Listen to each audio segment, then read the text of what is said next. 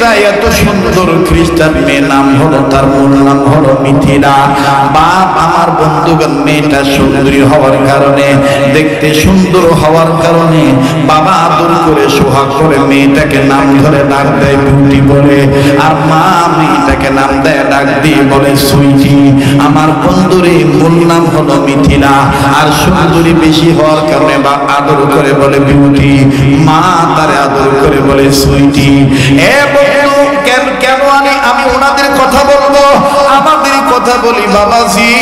আমাদের যদি কোনো ছেলে মেয়ে দেখতে একটু নাদুস নুদুস হয়, দেখবেন আসল নাম থুইয়া কত নাম ধরে বলি, আমার সান রে, আমার আসমান রে, আমার তারা রে, আমার কলিজা রে। কথা কয় দেখতে যদি একটু সুন্দর হয়, ওর নাম মনে করেন আলমাস, আলমাস কয় না, দেখবেন আদর করে কুলি বাবা কইলে রে। কেবল কথা কস না রে, জোরে কথা কর না, আদর করে একেবারে একবার দেখবেন এরকম ফিকা মারে, আবার নিচে নামা, আবার মানে কি খাবে না গিলবে আল্লাহ জানে, ঠিক না? ওই খ্রিস্টান মেয়েটার বাবা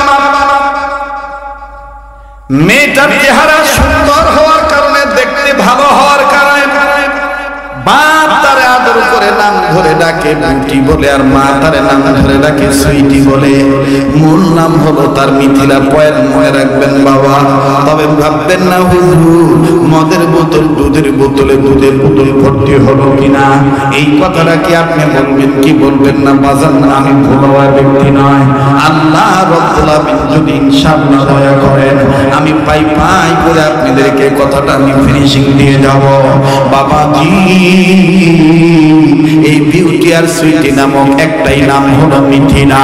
এই সুন্দরী মেয়েটা যখন কলেজে একদিন গেল বাবা, একদিনের ঘটনা, টিচার স্টুডেন্ট সবাই তার চেহারার দিকে তাকায় আছে, মুসলমান ছেলেরাও তার চেহারার দিকে তাকায় আছে, ও বন্ধু সব ছাত্র তার দিকে তাকায় আছে, কিন্তু একটা মুসলিম ছেলে, কপালে তার নামাজের সেজদার দাগ, মুখে তার লম্বা দাড়ি, বাবাজি চেহারা খানা বেশ নুরানি ভাব। এই আমার বন্ধুগণ, এই ছেলেটা পরহেজগার মানুষ, দিলে তার আল্লাহর ভয় আছে, এই মিথিলার দিকে তাকায় না। আশেপাশের বন্ধুরা ডাক দিয়ে বলতেছে, কিরে ভাই তোর মনে কি কোনো প্রেম নাই? তুই কেন মিথিলার দিকে তাকাস না? দেখ যখন এই মিথিলা কলেজে ঢুকে ক্লাস করা বন্ধ হয়ে যায়, সবাই তার ভিতরে লাবণ্যতায় তার কিরণে সবাই পাগল হয়ে যায়। তুই কি এমন মানুষ, তোর ভিতরে কোনো কি প্রেম ভালোবাসা নাই? একবার দেখ, তুই মিথিলার দিকে দেখ।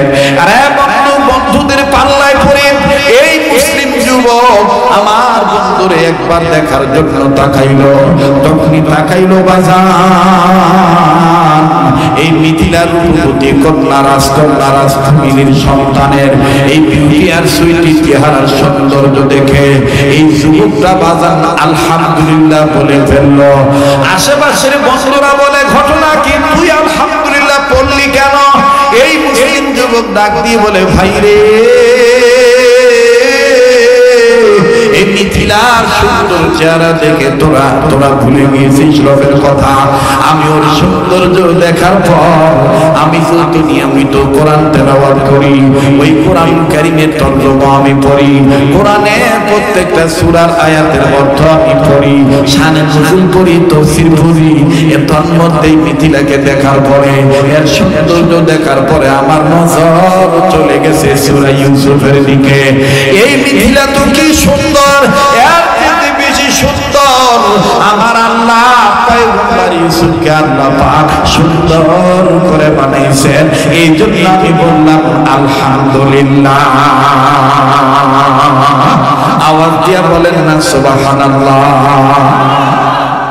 এই মহিলা তো কি সুন্দর, এর থেকে বেশি সুন্দর করে আল্লাহ বানাইছেন পয়গম্বর ইউসুফকে। এই কথাটা আমার দিলে জাগ্রত হয়েছে, এই জন্য আমি শুকরিয়া আদায় করলাম আলহামদুলিল্লাহ। জয়পুরহাটের মধ্যে উল্লেখযোগ্য একটি দ্বীনি ইদারা, দ্বীনি প্রতিষ্ঠানে যে আল্লাহ পাক আমাকে আপনাকে নেক কাজে, আলেমদের নেক সোহবতে বসার তৌফিক দান করবেন, দিল থেকে জবান খুলে উচ্চ আওয়াজে সে আল্লাহ পাকের দরবারে গোলামের পরিচয় দিয়ে শুকরিয়া আদায় করি, বলি আলহামদুলিল্লাহ। এদিক ওদিক তাকায় লাভ নাই। আবার বলেন আল্লাহকে ভয় করার মতন ভয় করতে হবে। নির্দেশ কার? সত্যিকারের মুসলমান না হয়ে মৃত্যুবরণ করা যাবে না। নির্দেশ কার? আমার আল্লাহ বলেন, আজ থেকে বহু বছর আগে এই দুনিয়ার জমিনে মানুষগুলোকে সৃজন করেছি আল্লাহ রাব্বুল আলামিন দুনিয়ার জমিনে পাঠায় দিলেন। বন্ধুগণ আমার, এই মানুষগুলি দুনিয়ার জমিনে চলে আসার পরে বিদ্যা বুদ্ধির বারে আত্মহমিকা করে তাবলীগ জীবন গঠন করে। এই মানুষগুলি ইমানি অন্ধকার চন্দ্র ভিতর পতিত থেকে বেঈমান হইয়া বাবাজি এই মানুষগুলি আল্লাহ রাব্বুল আলামিনের আইন কানুন মানা বাদ দিয়া মানুষগুলি বাপ-দাদার ধর্ম কেউ বাবার কালী, কেউ বাবার মহাদেব, কেউ বাবার ঠাকুর, কেউ বাবার দুর্গা, কেউ বাবার রঙ্গি, কেউ বাবার তঙ্গি, কেউ বাবার রঙ্গ, কেউ বাবার সঙ্গ, কেউ বাবার গাছের পূজা, কেউ বাবার মাছের পূজা।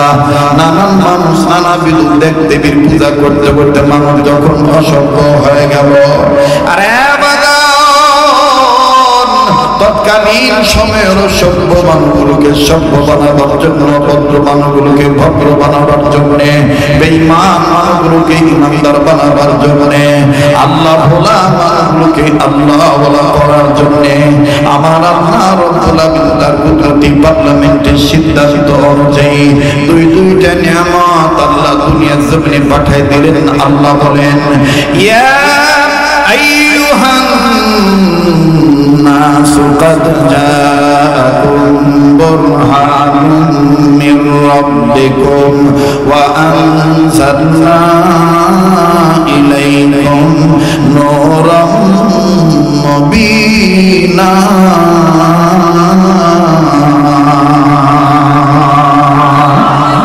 আল্লাহ বললেন, নবীজি পৃথিবীর জমিনে যারা মানুষের জন্ম নিলেন নবী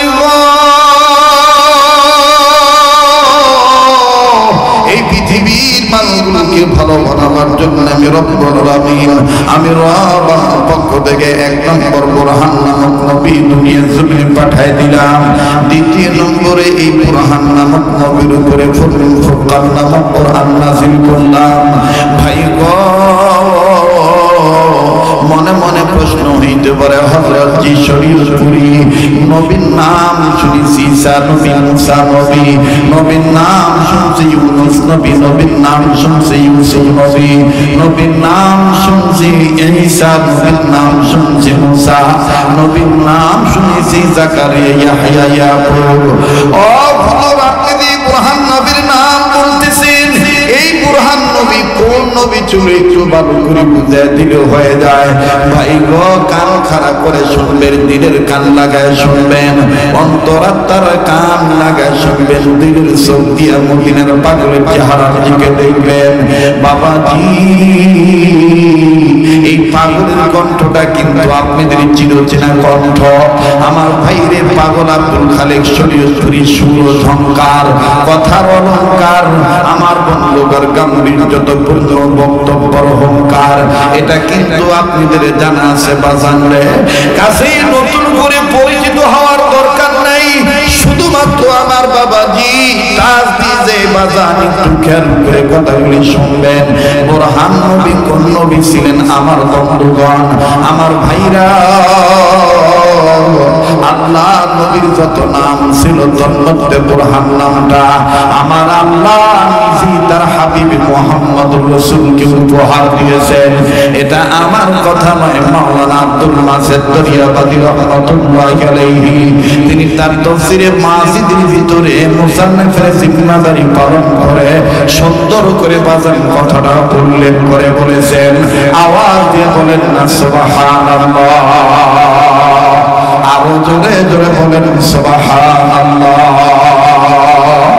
আরবের মানুষেরা কত বড় ভাগ্যবান, বুরহান নবীর রূপ দেখিয়া কাফের হলো মুসলমান। ঠিক কিনা বলেন?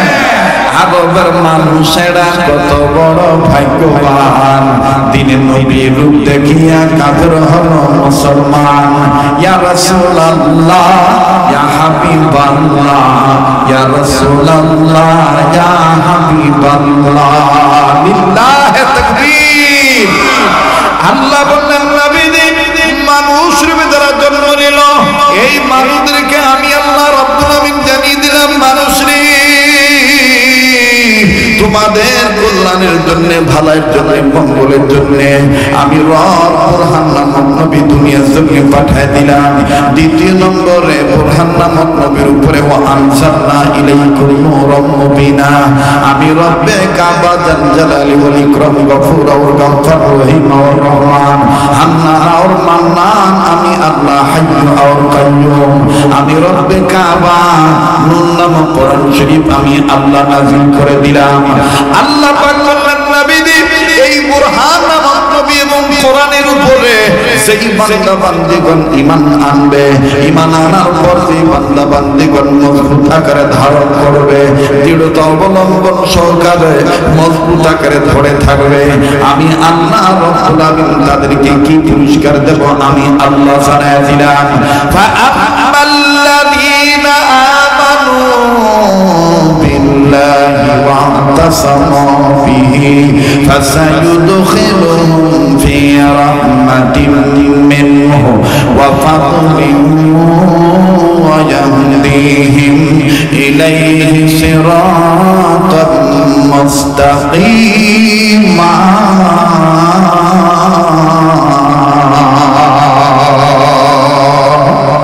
আল্লাহ পাক বললেন নবীজি এই দুই জিনিসের উপরে, আপনি নবীর উপরে এবং আপনার উপর যে guide complete code of life, মুকাম্মাল নিজামে হায়াত, পরিপূর্ণ জীবন ব্যবস্থা, এক কথায় আপনি নবীর উপরে এবং কোরআনের উপরে যারা ঈমান আনবে, ঈমান আনার পর যারা মজবুত আকারে ধারণ করবে, যারা মজবুত ভাবে ধরে থাকবে, আমি আল্লাহ পাক তাদের জন্য বলে দিলাম এই বান্দা বান্দীদেরকে রহমতের করে তুলে নেব, জান্নাতে যাওয়ার সোজা রাস্তা আমি আল্লাহ দেখায় দেব।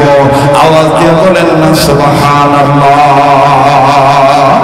এখানে শেষ নয়, আল্লাহ রাব্বুল আমিন সূরাতুল বাকারার 223 নম্বর আয়াতের শেষ অংশের দ্বারা আল্লাহ পৃথিবীর মানুষদেরকে জানায় দিলেন, পৃথিবীর মানুষ রে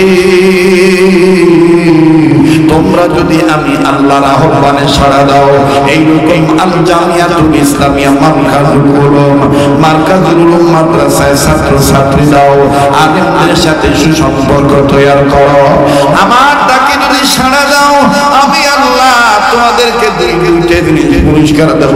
আল্লাহ বলেন ওয়াল্লাহু ইয়াদউ ইলাল জান্নাতি ওয়াল মাগফিরাতি বিইযনিহি ওয়া ইউবাইয়িনু আয়াতিহি লিন-নাসি লাআল্লাহুম ইয়াতাযাক্কারুন।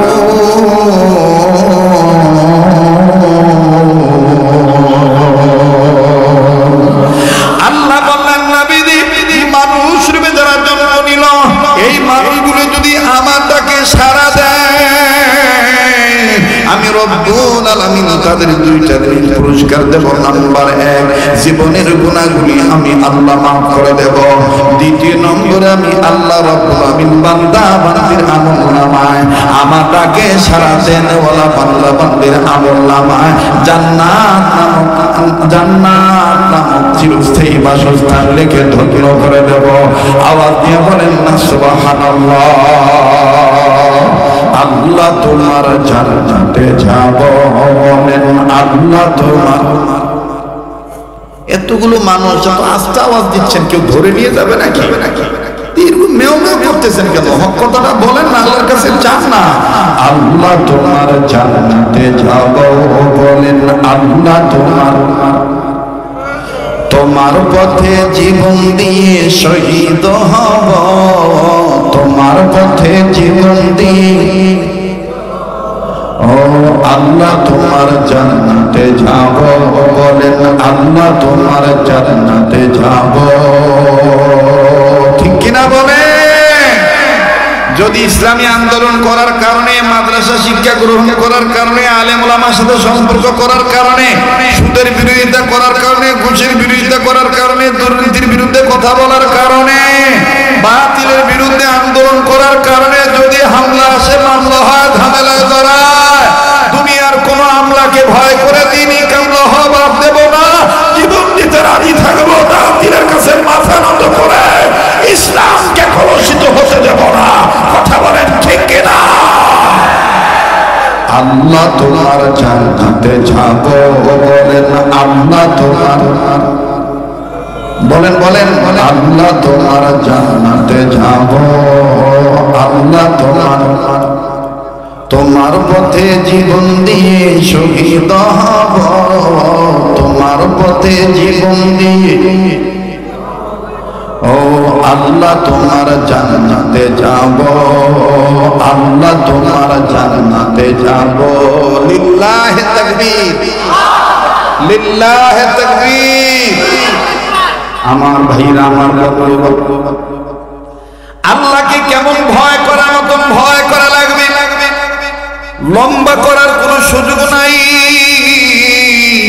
অল্প সময়ের মধ্যে বাজান কথা ফিনিশিং দিয়ে আমি বিদায় নিয়ে চলে যাব। বাবাজি দেখেন তো দেখি একটু দিলখানা নরম হয় কিনা, এক ফোঁটা চোখের পানি আপনি ফলাইতে পারেন কিনা বলল। ইতিমধ্যে যে আলোচনাটা আমার কণ্ঠ থেকে বেরিয়ে গিয়েছে, অনেক হিন্দু, অনেক আমার বন্ধুগণ খ্রিস্টীয় ধর্মের ছেলেরা মেয়েরা লাগাতার বাজার ভিন্ন ভিন্ন ভাবে অফার দেয়। মুসলমান তারা হয়ে যাচ্ছে, অনেকে মুসলমান হয়ে গেছে। আল্লাহর কসম করে বলি, এই তো গত 3 দিন আগে বাবাজি এই উত্তরাঞ্চলে রংপুর বিভাগে, রংপুর সদর থানার আওতাধীন গঙ্গাচড়া থানা হবে, আমার বন্ধুগণ ধনতলা মাদ্রাসার পাশে যখনই বাজার আমি রেস্টে ছিলাম নিরিবিলি পরিবেশে, একজন হিন্দু থেকে মুসলমান হওয়া ছেলে, এই ছেলেটা আমার সাথে সাক্ষাৎ করলো। উল্লেখযোগ্য রংপুরের উলামায়ে কেরাম ছিলেন। আসার পরে ছেলেটা কেঁদে কেঁদে ডাক দিয়ে বলে, হুজুর আপনার কণ্ঠ থেকে একটা বয়ান শোনার পরে আমি জীবন পরিবর্তন করে ফেলেছি। আমার মা বাবা আমাকে ত্যায্য করে দিয়েছে, আমি তাদেরকে ছেড়ে দিয়েছি, ইসলাম ধর্ম আমি কবুল করেছি। আওয়াজ দিয়ে বলেন না সুবহানাল্লাহ, আরো আওয়াজ দিয়ে বলেন না সুবহানাল্লাহ। বাজারে আল্লাহর ভয় এমন একটা সম্পদ, আল্লাহ রাব্বুল আমিনের ভয় এমন একটা সম্পদ, এই সম্পদ দ্বারা অর্জন করেছে বাজান, তাদের দুনিয়া তো দাম বেড়ে গেছে, আখিরাতেও তাদের দাম বেড়ে গেছে। ভাই গো, আর আল্লাহকে সবচেয়ে বেশি ভয় কারা করে? আল্লাহ রাব্বুল আমিন নিজে বলে দিয়েছেন, ইন্নামা ইয়াখশাল্লাহা মিন ইবাদিহিল উলামা।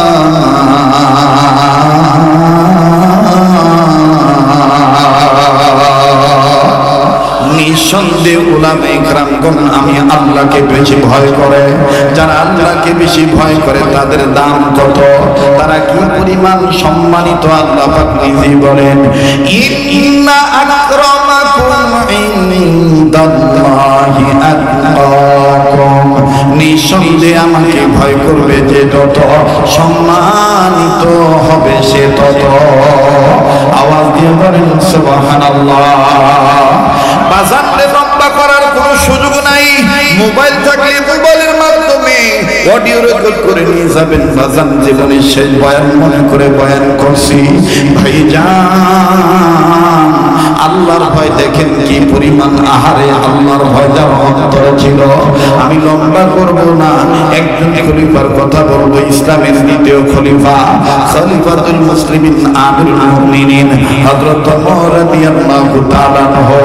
বাজান রে, যার শানে কাজী নজরুল ইসলাম, কবি নজরুল ইসলাম কত আগে লিখে গিয়েছিলেন, মৃত্যুরে বরণ করে গাইল যে ওমর জীবনের জয়গান, দিনের খাতিরে যেন আকাতরে সর্বস্ব করিল দান, অর্ধ পৃথিবী করিত শাসন, তালি দেওয়া জামা গায়ে আটার বস্তা পিঠে করে নিয়া সে বিশ্বস্ত মায়ে কথা বলেন ঠিক না ব্যাঠি এই হযরত ওমর রাদিয়াল্লাহু তাআলা জামানার কথা ও বাবাজি একজন মদখোর ব্যক্তি নিয়মিত মদ পান করত কিন্তু মদের ব্যাপারে যখন আল্লাহর পক্ষ থেকে আইন এসে গেল মদ খাওয়া হারাম মদ বিক্রি করা হারাম মদ ধরাটাও এরকম করে যখন হযরত ওমর বয়ান করে দিল কিন্তু বাজান একজন নেশাখোর তার মদ না খাইলে ভাল লাগে না আপনার তাবুর মধ্যে বিবিকে গোপন ভাবে ডেকে বলে বিবি রে আমার কেমন জানি ভাল লাগে না মদ না খাইলে ভাল লাগে না সারা না পান করলে আমার ভাল লাগে না বিবি ডাক দিয়ে বললেন স্বামীগণ আপনি কি জানেন না মদ খাওয়া হারাম হযরত ওমর যদি জানতে পারে আপনি মদ কিনেছেন মদ খেয়েছেন আপনার কাছে কে বিক্রি করেছে কোথা থেকে আপনি পেয়েছেন আপনারও শিরোচ্ছেদ হবে আপনারও শিরোচ্ছেদ হবে মদ বেচনেওয়ালারও শিরোচ্ছেদ হবে এই লোকটা ওমর আমার বন্ধুগণ ওমরের কথা শোনার পরে বিবিকে ডাক দিয়ে বলতেছেন বিবি আমি কি ওমরের বাবার টাকা দিয়ে খাবো আর আমি মদ খাবো ওমর কেমন করে দেখবে ওমর তো দেখবে না বিবি আমি আমার মনের কথা তোমায় বলে দিলাম এই কথা বলে বিবির কথা গ্রহণ না করি ও বন্ধু এই দিকটা আমার বন্ধুগণ বাজারে গেল মদ ক্রয় করলো লক্ষ্য করে শুনবেন ভাইয়া কষ্ট হচ্ছে নাকি আপনাদের চলবে না বন্ধ করে দেব পিছনের বাবারা বলেন কি বন্ধ করে দেব দোয়া করে দেব তাহলে বাজান আমার বন্ধুগণ আমার ভাইরা একটু কেয়ারফুল হয়ে সচেতন হয়ে কথাগুলি শুনবেন জীবনের শেষ বয়ান মনে করে বয়ান করছি নেহের কোনো জরুরত না থাকলে মাঝখান থেকে কেউ উঠে ডিস্টার্ব ক্রিয়েট করবেন না প্রতিবন্ধকতা সৃষ্টি করবেন না আলোচনার মনোযোগ আপনি নষ্ট করবেন না বাবা আল্লাহর বান্দা হযরত ওমরের কথা শুনিয়া বউকে কেয়ার না করে ওমরকে কেয়ার না করে টাকার গরমে চলে গেল বাজারে যাইয়া এইবার আল্লাহর বান্দা মদ ক্রয় করলো মদের বোতল নিয়ে নিজ করে এসে বাড়ির ভিতরে ঢুকে সে আরামে খাবে নির্বিঘ্নে খাবে কিন্তু বাজান বাংলায় একটা কথা আছে যেখানে বাঘের ভয় সেখানে রাইত হয় এই লোকটা যখন আসতেছিল হঠাৎ করে নজর করে দেখে সামনে ওমরকে দেখা যায় কাকে দেখা যায় কাকে দেখা যায় ওমরকে দেখা যায় হযরত ওমরকে দেখার এই লোক আল্লাহকে ডাক দিয়ে বললেন আল্লাহ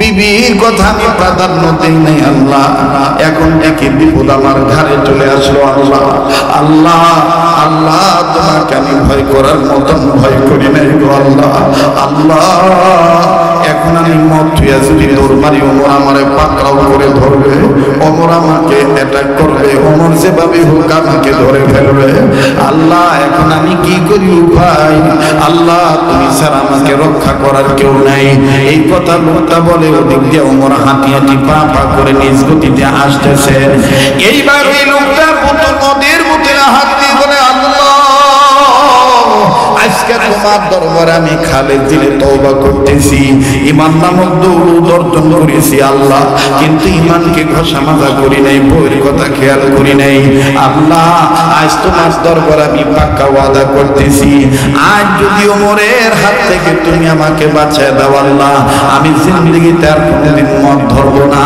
মদ খাবো না মদের দিকে যাবই না আওয়াজ দিয়ে বলেন না সুবহানাল্লাহ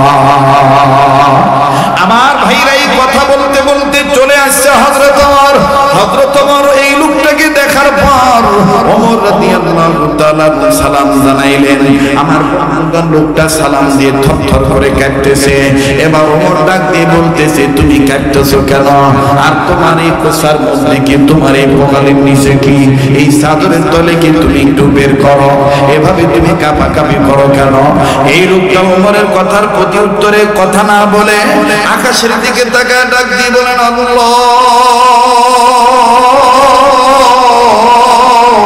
আজ যদি তুমি তুমি আমার উমরের দরবার থেকে আমারে বাঁচায় দাও আল্লাহ, জিন্দেগিতে আমি আর মদ খাবো না।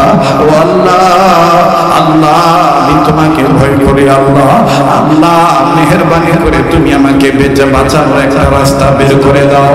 আমার ভাইরা মুখটা ডাক দিয়ে বললেন আল্লাহ। ওমর জিজ্ঞেস করেছে আমার এখানে কি এখন আমি মিথ্যা কথা বলবো? তবে আল্লাহ এই মিথ্যাটা বলবো আমি বাঁচার জন্য। আল্লাহ তুমি কবুল করবা কি করবে না তোমার ব্যাপার। আমি দিন থেকে বলতেছি আমি আর মদ খাবো না, আমি আর মদ খাবো না। এইবার ওমর ধমক দিয়ে বললো এই বেটা তোর এই বগলের নিচে কি, এই কোষার ভিতরে কি, এই চাদরের চাদর কি জলদি করে বল। লোকটা থর থর করে কাঁদতেছে আর ডাক দিয়ে বলতেছে দুধের বোতল। আবার বলেন কিসের বোতল? ওরে বিধির বিধান মানবে যারা, বিধির বিধান মানবে যারা, বিধি তাদের ডাক দিবে সারা। বিধির বিধান মানবে যারা, বিধি তাদের ডাক দিবে সারা। উদউনি আস্তাজিব লাকুম।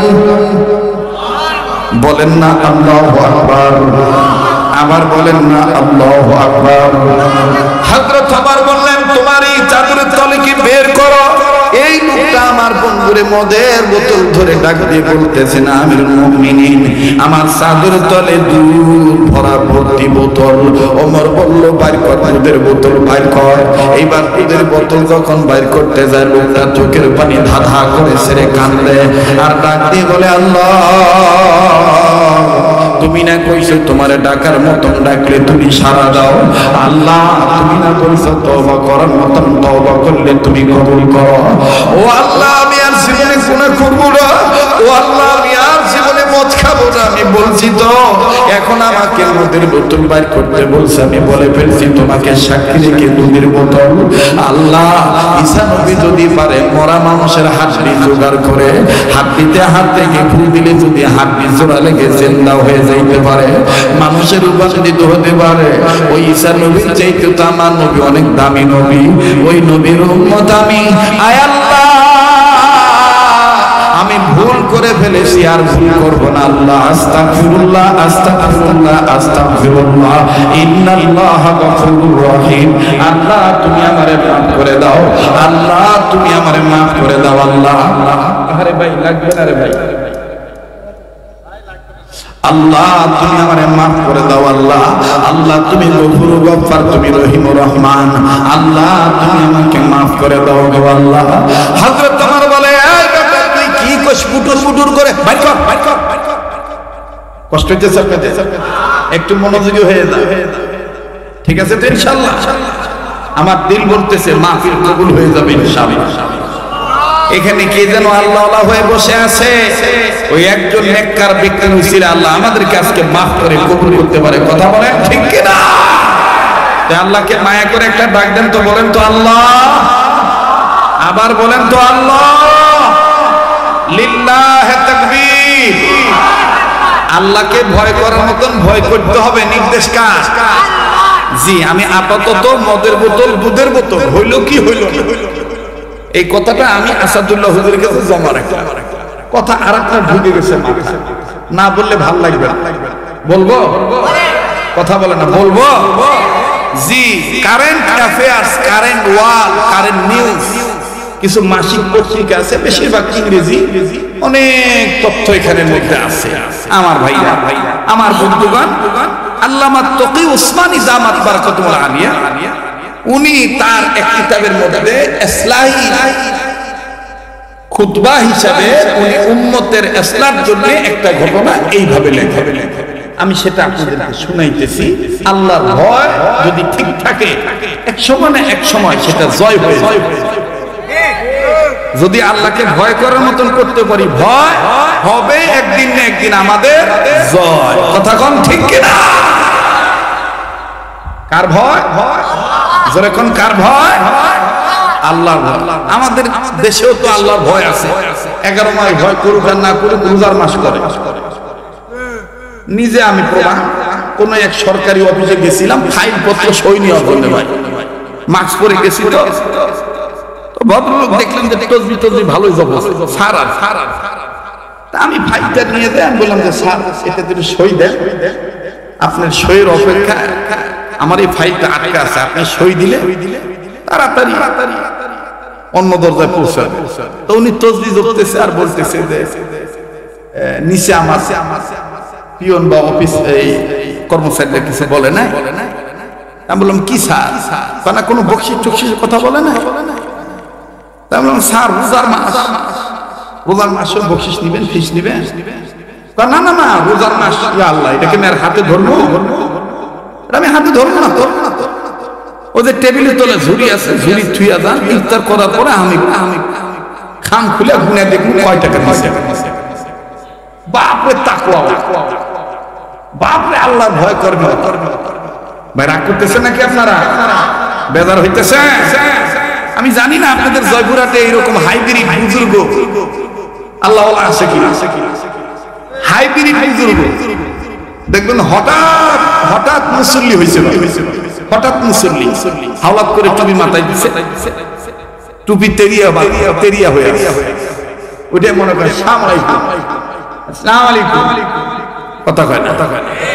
এগুলো হলো হাইব্রিড বুজুর্গ। যাই হোক, ওদিকে না যাই, এদিক তাকান। এটা তো আর বার্ষিক ওয়াজ মাহফিল না, গভীর রাত পর্যন্ত ওয়াজ হবে। শর্টকাটে অল্প কথা বলে আমি আপনাকে ছেড়ে দেবো ইনশাআল্লাহ। তবে বিষয়টা মনে রাখবেন, আমরা মার পেট নামক খোপড়ার থেকে বের হইছি, ঘোড়ার থেকে বের হইছি, আবার কবর নামক ঘোড়ায় যাওয়া লাগবে। কিন্তু যাওয়ার আগে দুইটা কাজ আমাদের সঠিকভাবে করা লাগবে। আল্লাহকে ভয় করার মতন ভয় করতে হবে, আর সত্যিকারের মুসলমান না হইয়া কবর নামক ওই ঘোড়ায় ঢোকা যাবে। এটা কার নির্দেশ? আল্লাহর নির্দেশ। আমার ভাইরা, আমার বন্ধুরে, পৃথিবী বিখ্যাত ভার্সিটি, ও বন্ধু, এই ভার্সিটিতে হিন্দু মুসলমান খ্রিস্টান বৌদ্ধ সকল ধর্ম বর্ণ নির্বিশেষে সবার ছেলে মেয়ে লেখাপড়া করে। ভাই গো, একটু গভীর মনোযোগী হয়ে শুনবেন বাবা। কোন খ্রিস্টান ছেলে থাকলে মনে কষ্ট নেবেন না, কোন হিন্দু ভাই যদি মাইকের আওয়াজ শুনে বয়ানটা শুনেন কষ্ট নেবেন না। আল্লাহর ভয় যদি কোনো না কোনো ভাবে অন্তরে থাকে, মাঝে মধ্যে ভুল হয়ে যাইতে পারে, কিন্তু আল্লাহকে ভয় করার দরুন আল্লাহ রব্বুল আমিন একসময় আপনার কপালে জয়ের নাম লিখে দিবে। আল্লাহ আপনার কপালে, আপনার গলায় বিজয়ের মালা পরায় দিবে। কেমনে দেয় রে বন্ধু? একটু গভীর মনোযোগী হয়ে শোনা চাই বাবা। এদিক সেদিক নজর দিবেন না, কেউ উঠে গেলে উঠে যেতে দিবেন বন্ধু, কারো যাওয়া দেখে কেউ যাবেন না। জীবনের শেষ বয়ান মনে করে বয়ান করছি, তবে এটাও সত্য কথা, একজন ব্যক্তি সবার কাছে ভালো হইতে পারে না। আমার বন্ধুগণ সবাই যে আমার মহাব্বতের দাও না, আমিও যে সবাইকে ভালোবাসি তাও না বাবা। তবে রে বন্ধু, আমাদের আজকের ভালোবাসা, এই মহাব্বত একমাত্র আল্লাহ এবং আল্লাহ রাসূলের জন্য হবে। তিনি প্রতিষ্ঠান, ধর্মীয় প্রতিষ্ঠান, মাদ্রাসার জন্য হবে, আলেমদের জন্য হবে। এই জন্য বাজান আমি কথাটা শর্ট করে সংক্ষেপে বুঝাই দিই। ওই ভার্সিটিতে হিন্দুদের ছেলে মেয়েও পড়ে, মুসলমানের ছেলে মেয়েও পড়ে, বাজান খ্রিস্টানের মেয়েও পড়ে। কিন্তু আশ্চর্যজনক ঘটনা, একজন খ্রিস্টান মেয়ে এতই সুন্দরী রে ভাইয়া, এই খ্রিস্টান মেয়েটা যখন ওই কলেজে ঢোকে, কলেজের স্টুডেন্ট, কলেজের টিচার, কলেজের সকল স্টাফ, এই সুন্দরী মানুষটার, সুন্দরী নারীটার চেহারার সৌন্দর্য দেখে আমার বন্ধুগণ কিংকর্তব্য বিমূঢ় অবস্থায় পড়ে যায়। সবাই কেমন যেন অপলগ্নে তাকিয়ে থাকে। আরে বন্ধু আমার ভাইরা, এই মেয়েটা এত সুন্দর খ্রিস্টান মেয়ে, নাম হলো, তার মূল নাম হলো মিথিলা। বাপ আমার বন্ধুগণ, মেয়েটা সুন্দরী হওয়ার কারণে, দেখতে সুন্দর হওয়ার কারণে বাবা আদর করে সোহাগ করে মেয়েটাকে নাম ধরে ডাক দেয় বিউটি বলে, আর মা মেয়েটাকে নাম দেয় ডাক দিয়ে বলে সুইটি। আমার বন্ধুরে মূল নাম হলো মিথিলা, আর সুন্দরী বেশি হওয়ার কারণে বাপ আদর করে বলে বিউটি, মা তারে আদর করে বলে সুইটি। এ বন্ধু, কেন আমি ওনাদের কথা বলবো? আমাদের কথা কথা বলি বাবাজি, আমাদের যদি কোনো ছেলে মেয়ে দেখতে একটু নাদুস নুদুস হয়, দেখবেন আসল নাম থুইয়া কত নাম ধরে বলি, আমার সান রে, আমার আসমান রে, আমার তারা রে, আমার কলিজা রে।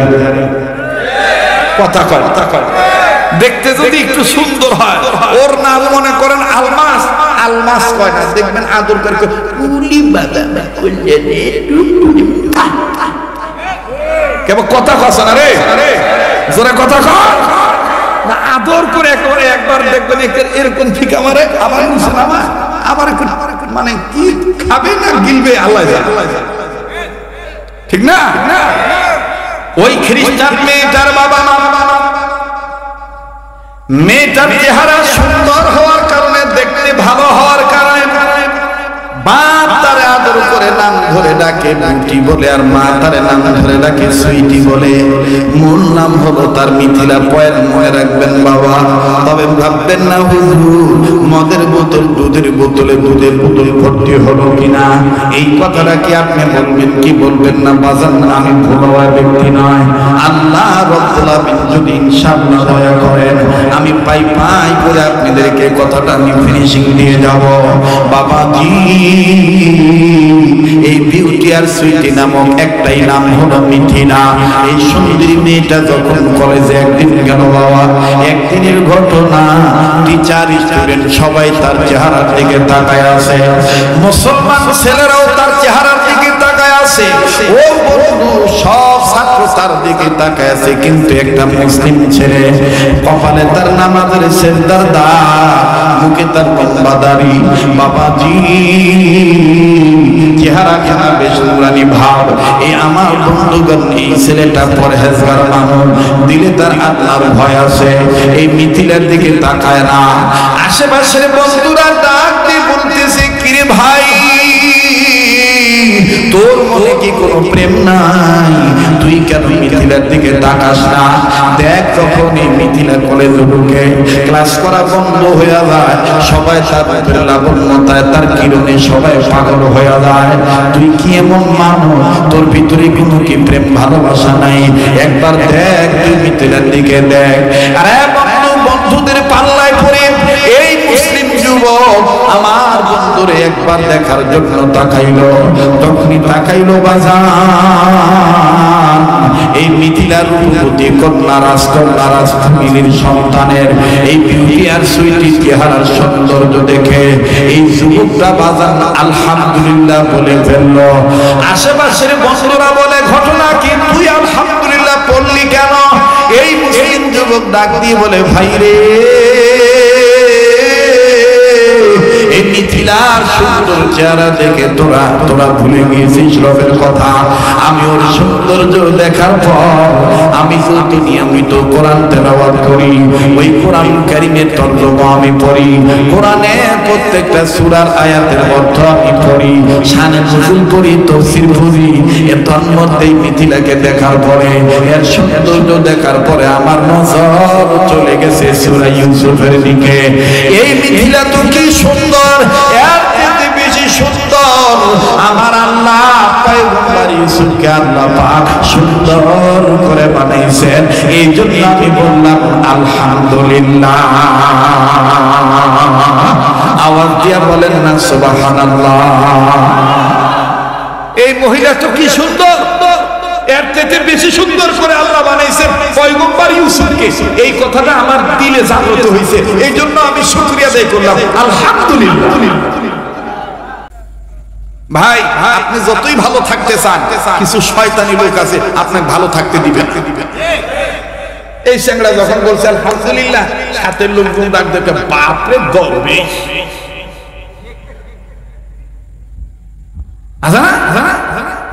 ভালো বিড়ি খায় না, বিড়ির ধোঁয়া সহ্য করতে পারে না।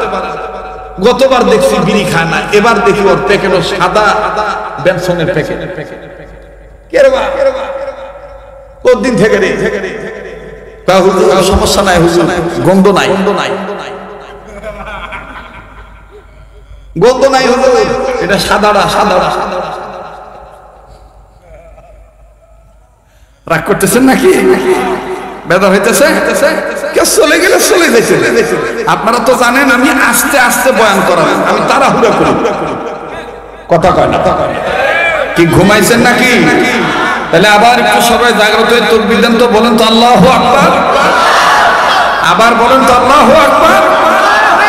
তো ওই ছেলেটা যতই ভালো থাকতে চাক, আসলে শয়তানের দালাল আছে, ওরা ভালো থাকতে। আমাদের সমাজেও দেখবে অনেক মানুষ আছে কোনো ভালো কাজ ওর কাছে পছন্দ হয় না, ওই খালি আঙ্গুল দেওয়া লোক। আঙ্গুল দেওয়া লোক বুঝে? মসজিদে 1 টাকা দিবে না, মাদ্রাসাতে 1 টাকা দিবে না, ওয়াজগুবি আশা করে এই মাদ্রাসার এত আয় ব্যয় হিসাব কোনটি না, হিসাবের খাতা নিয়ে আসেন দিবি। কথা যেগুলা করবেন আর মনে করবেন এগুলা মির্জা পরে বুঝবি, এই জন্য কথার জবাব দিতেছে না। জোরে কথা বলা। এই মাদ্রাসা এত বড় বিরবর বিল্ডিং হচ্ছে, কোথায় টাকা আসে দেখি? হ্যাঁ হ্যাঁ, অজগুবি আছে খাতা, অজগুবি আছে এই দোষ সেই দোষ, এই দোষ সেই দোষ, মানে সেই মাথা ঠিক, মাথা ঠিক। আঙ্গুল দেওয়া লোক, আর এই আঙ্গুল দেওয়া লোকের কিছু আঙ্গুল দেওয়া দালাল আছে, ওরা আবার হুজুর টাইপের। কথা কয় না? কথা কয়। এই আঙ্গুল দেওয়া লোকের পিছনে আঙ্গুল দেওয়া কিছু হুজুর আছে দালাল টাইপের, আর এই আঙ্গুল দেওয়া দালাল হুজুরদের জন্য আজকে ইসলামের দুর্দশা। এখন আঙ্গুল দেওয়া হুজুরের প্রয়োজন নাই, জীবন দেওয়া হুজুর দরকার, রক্ত দেওয়া হুজুর দরকার। কথা বলেন ঠিক কিনা? রাগ করলেন নাকি? বেজার হইলে রক্ত দেওয়া হুজুরের দরকার। রক্ত কারা দিয়েছেন? রক্ত দিয়েছেন কাসেম নানুতুবি, রক্ত দিয়েছেন হোসেন আহমদ মাদানী, রক্ত দিয়েছেন আমার বন্ধুগণ, আমার ভাইরা ইমামে আজম আবু হানিফা রাহমাতুল্লাহি আলাইহি, রক্ত দিয়েছেন ইমাম আহমদ ইবনে হাম্বল রাহমাতুল্লাহি আলাইহি, রক্ত দিয়েছেন ইমাম বুখারী রাহমাতুল্লাহি আলাইহি, রক্ত দিয়েছেন ইমাম তিরমিজি রাহমাতুল্লাহি আলাইহি, রক্ত দিয়েছেন সাহাবায়ে কেরাম, রক্ত দিয়েছেন আউলিয়া কেরাম, রক্ত দিয়েছেন পয়গম্বর, রক্ত দিয়েছেন এই ভারত উপমহাদেশের অনেক বুজুর্গ উলামায়ে কেরাম। কাজেই আমরা আমাদের পূর্বপুরুষদের ঐতিহ্যকে ধরে রাখতে যাইয়া মাদ্রাসার পক্ষে থাকবো, মসজিদের পক্ষে থাকবো, দাওয়াত ও তাবলীগের পক্ষে থাকবো, হক্কানি ওলিদের পক্ষে থাকবো। কোন দাদা বাবু ল্যান শ্যাম চ্যাটার্জি মুখার্জি গঙ্গোপাধ্যায় চট্টোপাধ্যায়ের তালে তাল করে আঙ্গুল দেওয়া হুজুরের দালাল হয়ে কোন জায়গায় আমরা কলঙ্কিত হতে দেব না। কষ্ট হইল নাকি আপনাদের? বেজার হইলেন? মাশাআল্লাহ। আশা দেখুন বাবা, চাষা বাইরে, চাষার রক্ত গরম। এতটুকুন হক কথা যদি না বলতে পারি তাহলে আর ওয়াজ করে লাভ কি? দেখেন তো কে কে জব দেন। এতটুকুন হক কথা যদি না বলতে পারি তাইলে আর ওয়াজ করে লাভ কি? ইমামতি করে লাভ কি? এখান থেকেই তো হক কথা বলবো, কারণ এটা জয়পুরহাটের মধ্যে উল্লেখযোগ্য একটা মাদ্রাসা, দাওরা হাদিস মাদ্রাসা, ইফতা পর্যন্ত মাদ্রাসা। এটা হকের মিশন, শান্তি জানানোর জায়গা তো এখানেই। কথা বলেন ঠিক কিনা? কারা কারা হকের পক্ষে আছেন? 2 হাত তুলে আল্লাহকে দেখান তো দেখি। দেখেন তো কে কে হাত তুলে নাই?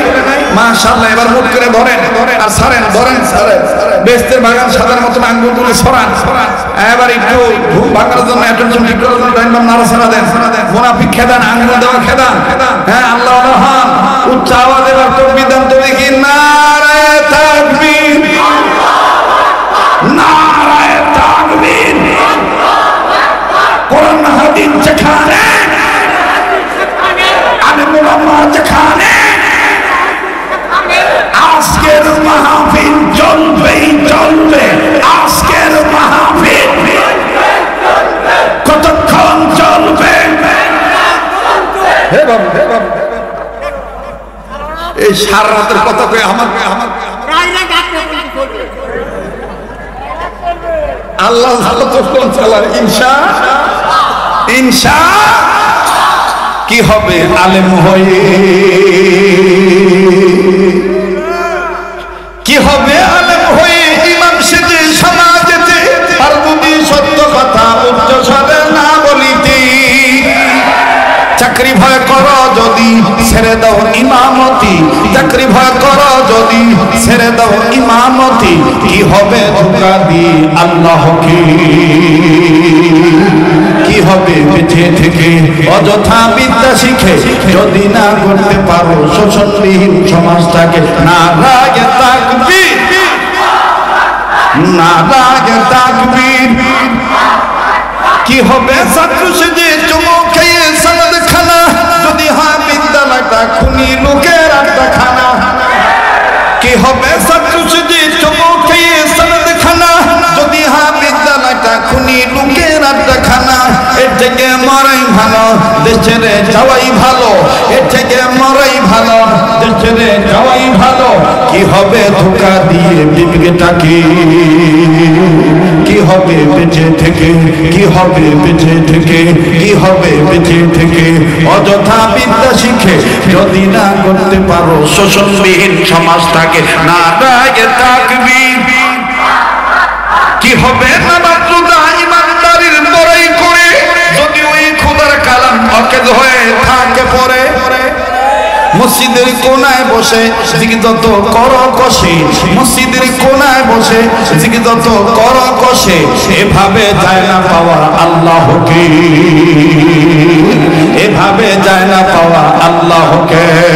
কি হবে বেঁচে থেকে অযথা বিদ্যা শিখে যদি না করতে পারো শোষণবিহীন সমাজটাকে। নারায়ে তাকবীর, নারায়ে তাকবীর।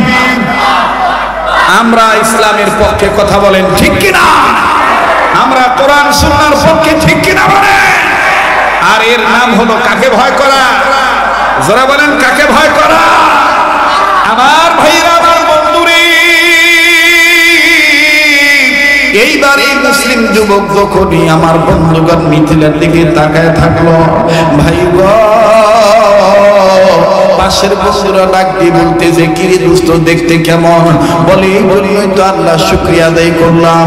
বলে ধর সাপোজ একটা কথা বললাম, যদি ওরে বিয়ে করার সুযোগ পাই বিয়ে করবি কিনা বল।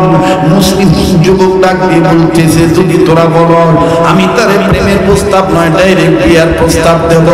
এবার মুসলিম যুবকের মুসলিম বন্ধুরা ডাক দিয়ে বলতেছে ভাই রে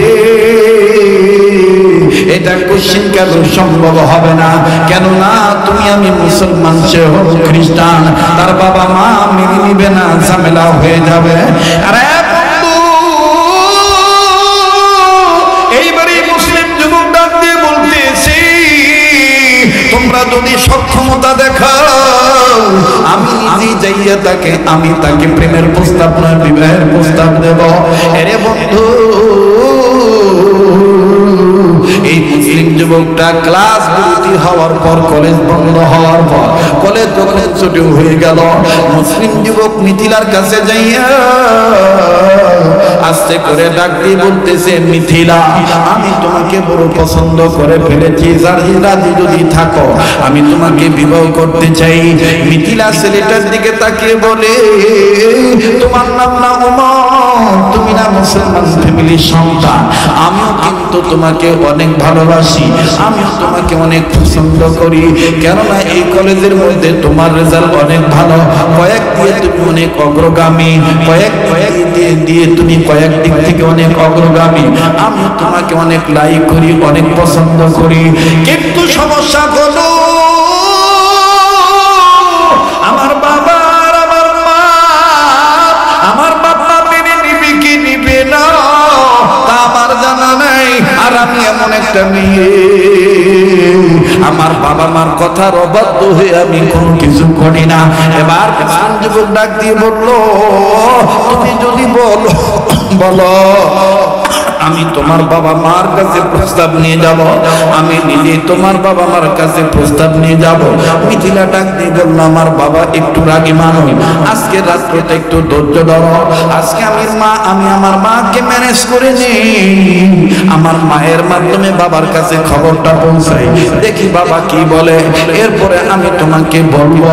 এবার যুবক ডাক দিয়ে বলল শোনো, জীবনের যে কোনো মূল্য হোক, জীবনের যে কোনো বিনিময় হোক, আমি কিন্তু তোমারে চাই। আরে জয়পুরহাট সদর থানার বাইরা, বাবাজি একটু খেয়াল করে কথাগুলি শোনো, খুব খেয়াল করে কথাগুলি শোনো। জীবনে শেষ বয়ান মনে করে বয়ান করছি, এইবার পরের দিন নয় ওই রাত্রিতে মিথিলা বাড়িতে চলে গেল। ও বাজান মিথিলা বাড়িতে যাইয়া তার মাকে ডাক দিয়ে বললেন, মা গো আমার ভার্সিটিতে আমার রূপের সৌন্দর্য দেখে মুসলিম ফ্যামিলির একজন যুবক পাগল হয়ে গেছে। তবে যুবকটা আমাদের কলেজের মধ্যে অনেক নাম করা যুবক, ভালো তার লেখাপড়ার রেজাল্ট, দেখতো অনেক হ্যান্ডসাম, আমার কাছে মোটামুটি তাকে অনেক ভালো লাগে। মা দেখলেন মেয়েটা আমার ওই ছেলেটার প্রতি যেহেতু সামান্য উইক আছে, একটু দুর্বল আছে। এবার মা ডাক দিয়ে বলল, মিথিলা তোর বাবাকে ম্যানেজ করার দায়িত্ব আমার, তবে তুই আগে তুমি কথা বলিস না। বাজান আমি কি দিয়ে কি বুঝাইতে চাই একটু খেয়াল করে শুনবেন বাবা। মূল হলো আল্লাহর ভয়, মূল হলো আল্লাহকে ভয় করা। আল্লাহকে ভয় করলে দেখেন কোন ঝামেলা হইল আল্লাহ পরবর্তীতে তাকে এটা ভালো করায় দেয়। একটু খেয়াল করবেন বাবা। আরে এইবার পরের দিন মিথিলা যখন তার মাকে বলছে, মা তার বাবাকে বলছে, বাবা ডাকতে বলতেছেন আমার একমাত্র কন্যা সন্তান, এই মেয়েটা অসুখী হোক, এই মেয়েটা অশান্তিতে থাক, এটা আমি চাইব না। তুমি মিথিলাকে অবৈ দিয়ে বলে দিও মিথিলা যে ছেলেটাকে পছন্দ করেছে এই ছেলের সাথে তার বিয়ে হবে, আর যে ছেলে মিথিলাকে পছন্দ করছে ওই ছেলের সাথে মিথিলার বিয়ে হবে। তবে এখানে একটা কথা হলো, যেহেতু মুসলিম ছেলে মুসলিম ছেলেটাকে আগামীকালকে আমাদের বাড়িতে আসতে বলো, আমি মিথিলার বাবা হইয়া তার সাথে কিছু কথা বলবো, আমি কিন্তু শর্ত দেব, এই শর্ত মেনে নিলেই আমি বাবা নিজেই আমার বিনতি তোমার সুইটি মিথিলাকে ছেলেটার হাতে তুলে দেব। এইবার মিথিলাকে যখন বলা হলো, মা মিথিলা তোমার বাবার পক্ষে তোকে তোমার জন্য খুশ খবরিয়া তোমার বাবাকে আমি ম্যানেজ করে ফেলেছি, আগামীকাল তোমার ওই বন্ধুকে আমাদের বাড়িতে আসতে বলবা, আমি আর তোমার বাবা তোমার বন্ধুকে কিছু শর্ত দেব, তবে মুসলিম পরিবারের পক্ষ থেকে ছেলেটা একাই আসবে, কেউ যেন আর না আসে। এই বাচ্চা দুটোকে কিন্তু সরান্ত ভাই অনেকক্ষণ ধরে কথা বলতেছে, ডিস্টার্ব আলাদা করে মুসলমান ভাইরা আমার খুব খেয়াল করে শুনবেন, গভীর মনোযোগী। এবার ডাক দিয়ে বলতেছেন মুসলিম পরিবারের পক্ষ থেকে ছেলেটাকে একাই আসা লাগবে, দ্বিতীয় আর কেউ আসতে পারবে না। মিথিলা মাকে ধরে কান্দার ডাক দিয়ে বলে, মা না জানি আবার আমার বন্ধুর কোন ক্ষতি করো, বন্ধুটাকে নাকি আবার হত্যা করো। মেয়েটার মা ডাক দিয়ে বলে, মা মিথিলা মা বাপ যদি কোনো কিছু করে সন্তানের জন্য সেটা ভালো হয়। ও মা তুই আমি বেঁচে থাকতে তুই টেনশন করবি না, তোর বন্ধুর কোনো ক্ষতি হবে না। বাবা কি এইবার মিথিলা পরের দিন যখন কলেজে গেল, কলেজ যখন বন্ধ হলো, মুসলিম যুবককে মিথিলা খুঁজিয়া খুঁজিয়া বের করিয়া আবার যুবক মিথিলাকে খুঁজিয়া খুঁজিয়া পাইয়া দুইজন একসাথে দাঁড়াইয়া মিথিলাকে যুবক ডাক দিয়ে বলে, কি ব্যাপার তোমার বাবার খবর কি? বলে তোমার জন্য বড় সুসংবাদ, আমার বাবা রাজি আছে কিছু কিছু, তবে আমার বাবা বলেছে তোমাকে আমাদের বাড়িতে যেতে হবে, আমার বাবা তোমার সাথে কিছু কথা বলবে, তোমাকে শর্ত দিবে, এই শর্ত যদি তুমি মেনে নাও তাইলে তোমার হাতে আমাকে তুলে দিবে। এখন তোমাকে আমার বাড়ি যাইতে হবে, তবে আমার বাবা আরো বলেছে তোমার ফ্যামিলির পক্ষ থেকে আর কেউ যাইতে পারবে না, তোমার একাই যাওয়া লাগবে। এবার এই মুসলিম যুবক ডাক দিয়ে বলে, তোমাকে পাওয়ার জন্য যা করা লাগে আমি তাই করব। এবার এই মুসলিম যুবক সুন্দর প্রলোভনে পড়িয়া বন্ধুদের পাল্লায় পড়িয়া মিথিলার বাড়িতে গেলেন চলিয়া। মিথিলার বাড়িতে যাওয়ার পর আস্তে করে বাগানের বাইরে দিয়ে দরজা জানালা লাগানো হলো, মিথিলাকে আউটরুমে বসানো হলো। ওয়েটিং রুমে মিথিলাকে বসায় দিয়ে বললো, তার বাবা মা তুমি অপেক্ষা করো, আমরা তোমার এই বন্ধুর সাথে কথা বলবো। মিথিলা বারবার বলে, মা আমার বড় ভয় লাগে, না জানি আবার বন্ধুটার কোন ক্ষতি করো তোমরা। বলে, না না ভয় পাস না, আমরা কোনো ক্ষতি করব না, যা করবো তোর ভালোর জন্যই করবো। এবার বাবা মা মিলিয়া মায়ের পক্ষ থেকে দুইজনের পক্ষ থেকে একজনে কথা বলতেছি, মিথিলার বাবা ডাক দিয়ে বলে, এই ছেলে, আমাদের মিথিলার ব্যাপারে তুমি কি আসলে অনেক দুর্বল? বলে, আঙ্কেল, আপনার মিথিলাকে আমি বিয়ে করব, আপনার মিথিলাকে আমার বড় ভালো লাগছে, যদি আপনি রাজি থাকেন তাইলে বিয়ে করব। এবার মিথিলার বাবা ডাক দিয়ে বলতেছে, তুমি কি ভুলে গেছো তুমি মুসলমান? তুমি কি ভুলে গেছো আমরা খ্রিস্টান? এই যুবক ডাক দিয়ে বলতেছে, না আমি ভুলিনি, আমার সব স্মরণ আছে। বলে, তারপরও তুমি আমার মিথিলাকে চাও, হয় তোমার খ্রিস্টান হওয়া লাগবে, নতুবা আমার মেয়েকে মুসলমান হওয়া লাগবে, তাইলে তো সমস্যার সমাধান হবে। বলে, আপনি মুরব্বী আছেন, আপনি বলেন কোনটা করব? মিথিলার বাবা দেখলো ছেলেটা যেহেতু মেয়েটার প্রতি দুর্বল, এইবার মিথিলার বাবা ডাক দিয়ে বলতেছেন, অন্য কিছু নয়, আমার মিথিলাকে যদি পেতে চাও, আমি যে কয়টা শর্ত দেব শর্ত তোমার মানা লাগবে। বলে, কি কি শর্ত আপনি বলেন তো দেখি। ডাক দিয়ে বলতেছেন, এক নম্বর শর্ত হলো, তোমাকে খ্রিস্টান হওয়া লাগবে, তুমি আর মুসলমান থাকতে পারবা না। দ্বিতীয় নম্বর শর্ত হইল, তুমি যে খ্রিস্টান হয়েছ এটার একটা প্রমাণ স্বরূপ হলো, আমি তোমার সামনে বাইবেল এনে দেব, এই বাইবেল ধরে তোমার শপথ করা লাগবে তুমি মুহাম্মদকে ছেড়ে দিয়েছো, ইসলাম ধর্ম ছেড়ে দিয়েছো, এক আল্লাহর ইবাদত করা তুমি বাদ দিয়ে দিয়েছো, এটা তুমি বাইবেল ধরে তুমি এটা শর্ত, এটা তুমি প্রমাণ করবা। বলে, আর কি শর্ত? বলে, 3 নম্বর হলো, তুমি যে খ্রিস্টান হয়েছ এটার প্রমাণ স্বরূপ আমরা তোমার জন্য শুকুরের গোশত বোনা করেছি, এই শুকুরের গোশত রান্না করেছি, বোনা করেছি, এই শুকুরের গোশত তোমার খাওয়া লাগবে আমাদের সামনে, তাইলে বলবো তুমি মুসলমান না, তুমি খ্রিস্টান হয়ে গেছো। বলে, আর কি শর্ত? ডাক দিয়ে বলে, আর একটা শর্ত হলো, তোমার মুখে লম্বা দাড়ি, এই দাড়ি তোমার কেটে ফেলে দিতে হবে। এবার বলে, আর কি শর্ত? বলে, আরো শর্ত হলো, তুমি যে খ্রিস্টান হয়েছো আমরা তোমার সামনে শরাব এনে দেবো, মদ এনে দেবো, এই মদ তুমি তোমার গায়ে ঢালবা, মদ দিয়ে তুমি গোসল করবা, আমরা তোমাকে মদ দিয়ে গোসল করার পর সর্ব অঙ্গ আমরা নিজেরাই তোমাকে তলে দেব, আমরা মুছার জন্য তোমাকে বস্তু দিব, তুমি মুছে ফেলবা। এবার বলে, আর কি শর্ত বলেন তো দেখি। বলে, আর একটা শর্ত হলো, মিথিলাকে দিয়ে দেব, মিথিলার সাথে বিয়ে হওয়ার পর কিছুদিনের মধ্যে তুমি বিদেশ চলে যাইবা, এমন দেশে যাইবা, এমন রাজ্যে যাইবা তোমার পরিবারও যেন না পায়, আমার পরিবারও যেন না পায়, আমার বংশের কেউ যেন তোমাকে না পায়, আর তোমার বংশের কেউ যেন তোমাকে না পায়। আমরাই নতুন করে তোমাকে পাসপোর্ট ভিসা রেডি করে দেব, বিমানের টিকিট করে দেব। এবার ছেলেটা ডাক দিয়ে বললো, আর কি শর্ত? বলে, শেষ শর্ত হলো, তোমার হাতে যে ব্যবহৃত মোবাইল আছে এই মোবাইলটা ভেঙে ফেলতে হবে, এবং এই মোবাইলের যে সিম কার্ড আছে এই সিম কার্ডটা তোমাকে নষ্ট করতে হবে। আমরা নতুন করে তোমাকে মোবাইল দেব, নতুন করে সিম কার্ড দেব, যাতে তোমাকে আমাদের পরিবারের লোক এবং তোমাদের পরিবারের লোক ফোন করে ডিস্টার্ব না করতে পারে। মুসলিম ছেলেটা বললো, এটাই কি শর্ত? আর কি শর্ত আছে? বলে, আর কোনো শর্ত নাই। বলে, আঙ্কেল, মিথিলাকে পাওয়ার জন্য আমি সব করতে রাজি, আনেন বাইবেল ধরে আমি বলবো আমি মুসলমান নাই, আমি খ্রিস্টান হয়ে গেছি, আনেন শুকুরের গোশত আমি খাবো, আনেন মদ দিয়ে আমি গোসল করব, আনেন আমাকে ব্যবস্থা দেন, আমি শেভ করবো, দাড়ি কেটে ফেলবো। এবার ডাক দিয়ে বলতেছে, বলার পর বদন রে, এই মুসলিম যুবক দুনিয়ার সৌন্দর্যের প্রলোভনে পড়িয়া খ্রিস্টান হয়ে গেল। বাবাজি, বিয়ে শাদী কমপ্লিট হয়ে গেল।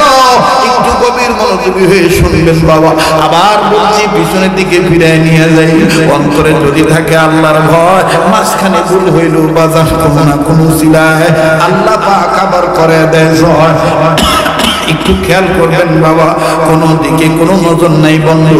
বিয়ে শাদী হয়ে গেল, কিছুদিন পর বাবা যখন পাসপোর্ট ভিসা রেডি করে দিল, বিমানের টিকিটটাও রেডি করে দিল, এইবার মিথিলার হাতে টিকিট দিয়ে ডাক দিয়ে বললো, তুমি তোমার স্বামীকে নিয়ে জলদি করে এই দেশ ত্যাগ করা লাগবে, এই দেশের বাইরে দেশান্তরী হওয়া লাগবে, যেখানে খ্রিস্টানদের রাজ্য এই দেশে যাওয়া লাগবে, যে জায়গায় খ্রিস্টান মিশনারি আছে এই জায়গায় তুমি তোমার হাজবেন্ডকে নিয়ে যাইবা। এতটা সময় তোমাদের ফ্লাইট, এতটা সময় তোমাদের বিমান ছাড়বে, এই নাও টিকিট, এই নাও ভিসা, এই নাও পাসপোর্ট। মিথিলা তার হাজবেন্ডকে যে ডাক দিয়ে বললো, ওগো আমার হাজবেন্ড, ওগো আমার স্বামী, সব শর্ত মেনেছেন, এখন লাস্ট শর্ত, এই যে দেখেন আব্বার টিকিট আর পাসপোর্ট এনে দিয়েছে, এক্ষুনি আমাকে আপনাকে গুছায় নিতে হবে, নির্ধারিত টাইমে প্লেন ছাড়বে। আপনার কি বাসায় যাওয়া লাগবে? আপনি যে মেসে ছিলেন, ব্যাচেলার রুমে ছিলেন, ওই মেসে কি যাওয়া লাগবে? প্রয়োজনীয় যদি কোনো বস্তু থাকে, জিনিসটাকে যদি লাগে আপনি আনতে পারেন। এই মুসলাই খুব খেয়াল করেন বাজান, একটু এদিক সেদিক নজর দিবেন না, গভীর মনোযোগী হয়ে শোনা চাই। আমার বন্ধুগণ, অত্যন্ত ইম্পর্টেন্ট কথা আমি বলতে চাই। এবার মুসলিম যুবক নব খ্রিস্টান হওয়া ছেলেটা ডাক দিয়ে বলল, মিথিলা, আমার বাড়িতে তেমন কিছু নাই, আমার বাড়িতে তেমন কিছু নেই, তবে যা আছে সব গুছানো আছে। ঠিক আছে, আমার প্রয়োজনীয় কাগজপত্র এবং কাপড় চোপড় আমি নিয়ে আসি, আমি যাবো, আর তুমি দিক দিয়ে রেডি হও। এবার মুসলিম যুবক নব খ্রিস্টান হওয়া যুবকটা, আরে বন্ধু, নিজ মহল্লায় যেই মসজিদে নামাজ আদায় করতেন, ইমাম সাহেবের সাথে গভীর একটা সম্পর্ক হয়ে গিয়েছিল। ওই ইমাম সাহেবের সাথে কথা বললেন না, কারোর সাথে কোনো কথা না বলি হুট করে চোরের মতন বাজার নিজের ঘরের তালা খুলিয়া ঢুকলো। তালা খুলিয়া ঢোকার পর সব মাল সামানা গুছায় নিয়া যখনই বাজার বের হবে, এবার দেখতেছি ফাইনাল যে আমার কোনো কিছু ছাড়া পড়লো নাকি। বাজান কেবলার দিকে পর্দার আড়ালে তার রাখা কোরআন শরীফ তাকের উপরে রাখা, প্রতিদিন ফজর নামাজ পড়ার পর কোরআন তেলাওয়াত করতো। পর্দা সরানোর পর এবার নজর করে দেখে কোরআন শরীফ দেখা যায়। ছেলেটা পর্দাটা ধরিয়া কোরআন শরীফের দিকে তাকাইয়া আদো আদো কাদো কাদো ভাব কান্দে, আর দেখে দেখে বলে, তোমার দিকে তাকায়া লাভ নাই, তুমিও আমার দিকে তাকায় কোনো লাভ নাই। আমি আর মুসলমান নাই, আমি খ্রিস্টান হয়ে গেছি, এখন তোমাকে পড়তেও পারবো না, নাড়তেও পারবো না, আমি আর মুসলমান নাই, আমি খ্রিস্টান হয়ে গেছি। বাজানদের ছেলেটা যখন এইভাবে কথা বলে, আল্লাহ পাকের কালামের জবান আল্লাহ খুলে দিয়েছে। কোরআন শরীফ ডাক দিয়ে বলে, ইত্তাকুল্লাহ, ইত্তাকুল্লাহ হাক্কা তুকাতিহি ওয়া লা তামুতুন্না ইল্লা ওয়া আনতুম মুসলিমুন। আমার ভাইরা, ছেলেটি বলতে যে ব্যাপার কি, কে কোরআন তেলাওয়াত করে? এক পর্যায়ে বাংলায় তাকে ডাক দিয়ে বলা হলো, আমার বন্ধুগণ, আমার মাতৃভাষার মতন আমার ভাইরা বোঝার জন্য বলতেছি, মূলত আসলে বাংলা ভাষা নয়, তার ভাষায় তাকে কোরআন ডাক দিয়ে বলতেছি, তুমি খ্রিস্টান হয়েছো, তাতে কি হয়েছে? নাও না, আমাকে নিয়ে যাও, আমাকে ছেড়ে যাইও না, বিপদের দিন আমি তোমার কাছে লেগে যাব। আওয়াজ দিয়ে বলেন না সুবহানাল্লাহ। বাজানরে, যে জিনিস যে বেশি নাড়াঘাটা করে তার সাথে কিন্তু তার একটা সম্পর্ক হয়ে যায়। কথা বলেন ঠিক না ঠিক? যদিও সেটার কম দাম, কিন্তু তার সাথে তার একটা মায়া হয়ে যায়।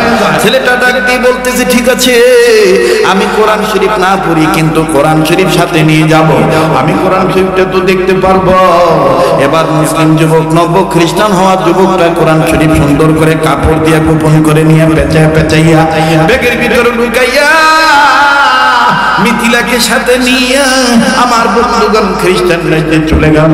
অবাজান মিথিলার অগোচরে মিথিলাকে না জানাইয়া যেই জায়গায় ড্রেস আপ মেকআপ করে, যেই জায়গায় আমার বন্ধুগণ পোশাক পরিধান করে, ওই আলমারির পাশে ছোট্ট একটা জায়গায় গোপন ভাবে কোরআন শরীফ রেখে দিল। এই ছেলেটা ডাক দিয়ে বলতেছে, আমি তো আর খ্রিস্টান, আমি তো আর মুসলমান নাই, আমি তো খ্রিস্টান হয়ে গেছি, আমি কোরআন শরীফ পড়তে পারবো না, তবে হ্যাঁ হ্যাঁ হ্যাঁ কোরআন শরীফ দেখলে আমার অনেক ভালো লাগে। আমার বন্ধুগণ, আমার বাইরে ছেলেটা বলতেছে, আমি প্রতিদিন দৈনন্দিন জীবনে অফিসে যাওয়ার সময় সকালবেলা একবার কোরআন শরীফ দেখবো, আবার অফিস থেকে আসার পর শার্ট বোতাম খোলার সময় একবার কোরআন শরীফকে আমি দেখবো। আরে এই মুসলিম যুবক নব্বই খ্রিস্টান হওয়া ছেলেটা প্রতিদিন এরকম অফিসে যাওয়ার সময় এক নজর কোরআন শরীফ একটু দেখে, আবার অফিস থেকে আসার পর আবার কোরআন শরীফটা খালি একটু দেখে, কিন্তু বাজান খোলে না, কিন্তু বাজান খোলে না, পড়ে না, নাড়ে না, শুধুমাত্র দেখে। এই দেখাটাই দেখেন কেমনি হেদায়েত হয়ে যায়। আল্লাহু আকবার, আল্লাহু আকবার, আল্লাহু আকবার। এমনি ভাবে 1 বছর 1.5 বছর আরো অনেক সময় চলে গেল, দীর্ঘদিন যখন অতিবাহিত হয়ে গেল বাবা, একদিনের ঘটনা, এই খ্রিস্টান মেয়ে মিথিলা ওই মুসলিম নব্য খ্রিস্টান হওয়া ছেলেটা অফিসে থাকা অবস্থায়, তার স্বামী হাজবেন্ড অফিসে থাকা অবস্থায় বড় দুপুর বেলায় আমার বন্ধুগণ ঘর পরিষ্কার করবে, মাকড় সাজ্জার পরিষ্কার করবে, ঘরের কোনা কান্তি পরিষ্কার করবে, পরিষ্কার করতে যাইয়া আমার বন্ধুগণ মিথিলা নজরে যখন কোরআন শরীফ পড়লো, মিথিলা ডাক দিয়ে বলে ঘটনা কি, কোরআন শরীফকে আনলো? অবশ্যই অবশ্যই সে খ্রিস্টান হইলে কি হবে, সে কোরআন শরীফ গোপনে গোপনে এনেছি, কাউকে বলে নাই, এটা আমি রাখতে পারবো না, দেখি আমার মা বাপকে জানাই, আব্বা আম্মা কি বলে। এবার মিথিলার বাবা মার কাছে ফোন দিল, মিথিলার বাবা ডাক দিয়ে বলে শিগগিরই যদি স্বামীকে সারা জীবন আপন বানায় রাখতে চাও, জলদি করে কোরআন শরীফটা ডাস্টবিনে ফালায় দিয়া, কোরআন শরীফটা নোংরা জায়গায় ফালায় দিবি, এটা ঘরে রাখবি না। মিথিলা বাবা মার কথা মোতাবেক কোরআন শরীফ ডাস্টবিনে ফেলে দিয়ে আসলো। আমার বন্ধুগণ মুসলিম যুবক এবার বাড়িতে আসলো, বাড়িতে আসিয়া বিকেল বেলা প্রতিদিনের ন্যায় যখন ওই জায়গায় কোরআন শরীফ দেখতে গেছে, যে দেখে জায়গা আছে, জায়গায় কোরআন নাই। মুসলিম যুবক নব্য খ্রিস্টান যুবক আমার বাইরে মনে হয় কলিজায় কামড় দিছে, কান্না কান্না ভাব নিয়ে বলে কই গেল, কোথায় গেল? এদিক ওদিক যখন ঘোরাঘুরি করে, দেখা দেখি করে, খোঁজাখুঁজি করে, মিথিলা বুঝতে পারার পরও জিজ্ঞেস করে বলে কি খোঁজো, কি খোঁজো, আমায় বলো, আমায় বলো। মুসলিম যুবক নব্য খ্রিস্টান যুবকটা কান্দার ডাকতে বলে মিথিলা রে, না বলে আর পারলাম না, আমি তো মুসলমান ছিলাম, তুমি জানো তোমার প্রলোভনে পড়ে ঈমান ছাড়ছি, ধর্ম ছাড়ছি, বাবা সব ছাড়ছি, কিন্তু মিথিলা তুমি জানো না, প্রতিদিন মুসলমান থাকা অবস্থায় প্রতিদিন সকালবেলা ফজর নামাজ পড়ার পর আমি কোরআন শরীফ তেলাওয়াত করতাম। ওই কোরআন শরীফটা অনেক দিনের পুরনো কোরআন শরীফ, এই কোরআন শরীফটা না দেখলে আমার ভাল লাগে না। মিথিলা কসম করে বলি, তোমাকে বিবাহ করার পর থেকে আমি আর কোরআন শরীফ ধরি নাই, পড়ি নাই, দেখি নাই, শুধুমাত্র একটু দেখেছি। ও মিথিলা, এটা কি বড় অন্যায় নাকি?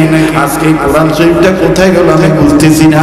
মিথিলা ডাক দিয়ে বলতেছে কেঁদে লাভ নাই, আমি ঘর পরিষ্কার করতে যে কোরআন শরীফ দেখছি, আব্বা আম্মাকে জানাইছি, আব্বা আম্মা বলেছে ফেলে দিতে, তাই আমি তোমারে না জানাইয়া আমি ডাস্টবিনে নোংরা জায়গায় ফেলে দিয়ে এসেছি। মুসলিম ছেলেটা নব্য খ্রিস্টান হওয়া যুবকটা কান্দারে ডাক দিয়ে বলে মিথিলা, কোরআন শরীফ তুমি ডাস্টবিনে ফেলে দিয়ে এসেছ, কোন ডাস্টবিনে ফেলেছ আমায় একটু বলো না, আমি ওই জায়গায় যাব। মিথিলা ডাক দিয়ে বলে কেঁদে লাভ নাই, অমুক নম্বর ডাস্টবিনে ফেলেছি, আর খোঁজাখুঁজি করলেও তুমি পাইবে না। এই মুসলিম যুবক নব্য খ্রিস্টান যুবকটা ঘরের মধ্যে না থাকিয়া একটা দৌড় মেরে ডাস্টবিনের অ্যাড্রেস মোতাবেক দৌড় মেরে চলে গেল, পাগলের মতন চলে গেছে ডাস্টবিনের চতুর্দিকে, যে ডাস্টবিনে খুঁজছে যে কোথায় কোরআন শরীফ, কোথায় কোরআন শরীফ।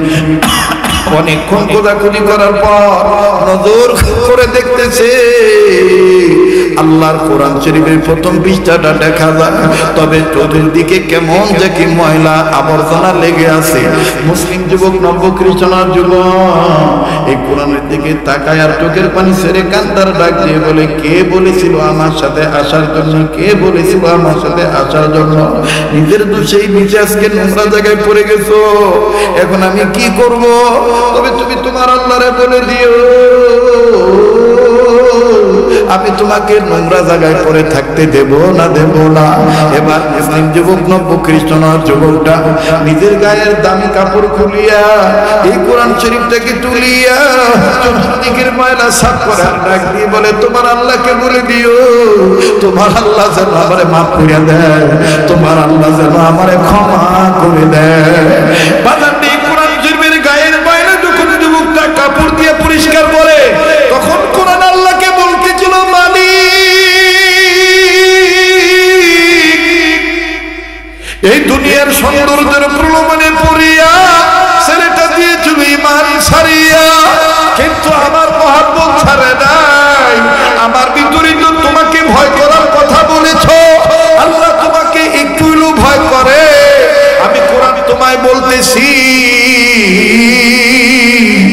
কিনা বলেছো লা তাকনাতু মির রাহমাতিল্লাহ। আল্লাহ আমার গায়ের নোংরা জিনিস পরিষ্কার করার বরকতে বদৌলতে এই ছেলেটার কলবের ময়লা পরিষ্কার করে দাও, হেদায়েত দিয়ে দাও, ইমান নামক দৌলত তার অন্তরে আবার দিয়ে দাও। চিৎকার দিয়া বলেন সুবহানাল্লাহ। বাজান দিয়ে কোরআন শরীফ বুকে নিয়া এ বন্ধু খালি গায়ে নিজ গৃহের দরজার সামনে যখন দাঁড়াইলো, মিথিলা তখন দেখলো কোরআন তার বুকে। মিথিলা ডাক দিয়ে বলে, কি ব্যাপার ডাস্টবিন থেকে থেকে তুলে এনেছো? বাপনা বলেছি কোরআন নিয়ে আর ঘরে ঢুকতে পারবা না, হয় কোরআন থাকবে, হয় কোরআন নিয়ে থাকবা, নাইলে আমার নিয়ে থাকবা।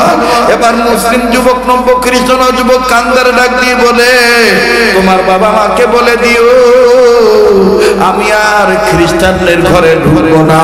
তোমাকে পাওয়ার জন্য তোমার বাবাকে সাক্ষী রেখে বাইবেল হাতে নিয়ে ধর্ম ত্যাগ করেছিলাম, এখন তোমাকে সাক্ষী রেখে কোরআন হাতে নিয়ে খ্রিস্টান ধর্ম ত্যাগ করলাম, এক আল্লাহর প্রতি ঈমান আবার নবায়ন করলাম। নারায়ে তাকবীর, নারায়ে তাকবীর। কষ্ট হইতেছে? কষ্ট হচ্ছে? মুসলমান বন্ধুরা রে আমার, এই মুসলিম যুবক যখন আবার মুসলমান হয়ে গেলেন, মিথিলা দরজা বন্ধ করে দিল। মুসলিম যুবক, লম্বা কথা সংক্ষেপ করে দিলাম, মুসলিম যুবক নিজ বাড়িতে নির্দেশে ফেরত আসলো। ফেরত আসিয়া যেই মসজিদে নিয়মিত নামাজ আদায় করত, এই একটু আমার দিক তাকান, খুব মনোযোগী হয়ে যান, কিছুক্ষণের মধ্যে আমি ফিনিশিং দিয়ে দেব। তবে বাজান ফিনিশিং দেওয়ার আগে আমার কথাটা ভালো করে আপনাদেরকে ভালো করে আপনাদের সামনে তুলে ধরতে হবে, তাইলে বিষয়টা আপনি মনে রাখতে পারবেন। এই মুসলিম যুবক আবার যখন ওই মসজিদে গেল, ইমাম সাহেব তার মুখে দাঁড়িয়ে না দেখে বলতে, তোমাকে চিনা চিনা মনে হয়। ছেলেটা ইমাম সাহেবের হাত ধরে কান্দার ডাক দিয়ে বলে, আমি তওবা করেছি, আবার আমার তওবা করান, আল্লাহর ভয় যেন আমার অন্তরে পুরোপুরি অর্জন হয়। হুজুর আমার জীবনে এরকম ভুল হয়ে গেছে, আমি দুনিয়ার সৌন্দর্যের প্রলোভনে পড়িয়া আমি ইমান ইসলাম সারিয়া এই কোরআনের বরকতে আল্লাহ আমায় আবার দয়া করছে। এবার হুজুর দাঁড়ায় ধরে কপালে চুমা দিয়া বলে, কোরআনের বরকতে আল্লাহ পাক তোমাকে কবুল করেছে। এই মুসলিম যুবক দীর্ঘ 3 মাস পর মারা গেল। তৎকালীন সময়ের বুজুর্গ আল্লাহর ওলি স্বপ্নের মধ্যে দেখতে পান, এই যুবকের কবরটা আল্লাহ পাক জান্নাত বানিয়ে দিয়েছে। বাজান সেই কথাই আল্লাহ বলেছেন, ইয়া আইয়ুহাল্লাযীনা আমানুত্তাকুল্লাহ হাক্কা তুকাতিহি ওয়া লা তামুতুন্না ইল্লা ওয়া আনতুম মুসলিমুন। মায়ের পেট নামক আমার বন্ধুরে ঘোড়ার মধ্যে ছিলাম, আবার কবর নামক ঘোড়ার মধ্যে যাব। তবে কবর নামক ঘোড়ার মধ্যে যাওয়ার আগে আল্লাহকে ভয় করার মতন ভয় করব। সত্যিকারের মুসলমান না হয়ে আমি মৃত্যুবরণ করব না। কথা বলেন ঠিক না বেঠি? এবার বন্ধু মনে আসে কিনা জানি না, ওই মদের বোতলওয়ালা ডাকতে বলেন, নবী জীবনে শ্রেষ্ঠ তওবা করতেছি আল্লাহ, আর জীবনে মদ খাবো না, মদ ধরবো না। আজ যদি তুমি আমারে ওমরের হাত থেকে বাঁচায় দাও। মনে আছে কথাটা? যারা বলেন মনে আছে নাকি? হযরত ওমর বললেন, এই বেটা তোর ভিতরে কি, তুই তাড়াতাড়ি বাইর কর।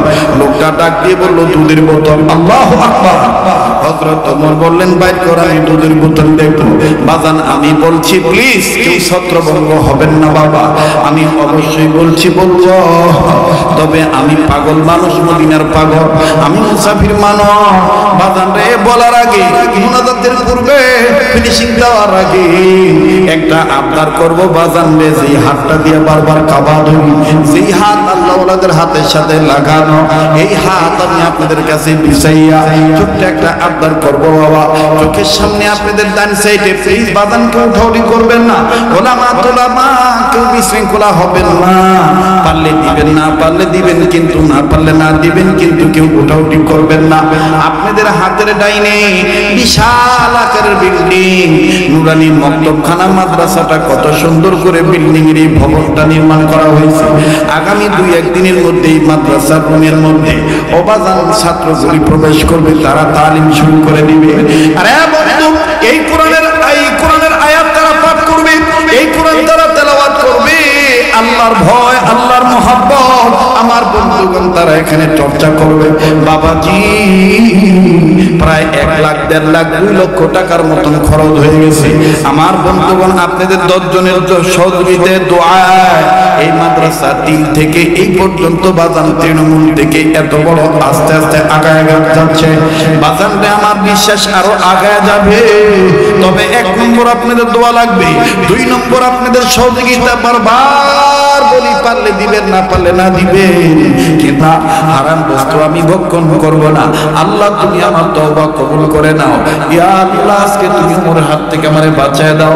হাসানে আল্লাহ পাক তার তওবা কবুল করলেন।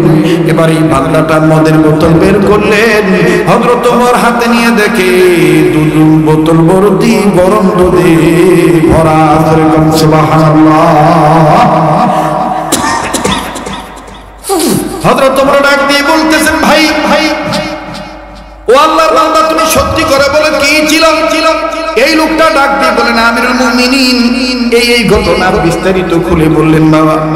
বলার পরে এবার হযরত ওমর বললেন, আমার আল্লাহ এমন এক আল্লাহ, আল্লাহর কাছে কেউ যদি দিন থেকে তওবা করে, আল্লাহকে ভয় করার মতন ভয় করে, আল্লাহ পাক তাকে কঠিন বিপদেও অনেক জয়লাভ করে দেয়। আওয়াজ দিয়ে বলেন সুবহানাল্লাহ। ওই আল্লাহ আছে না নাই? যারা বলেন এখন ওই আল্লাহ আছে না নাই?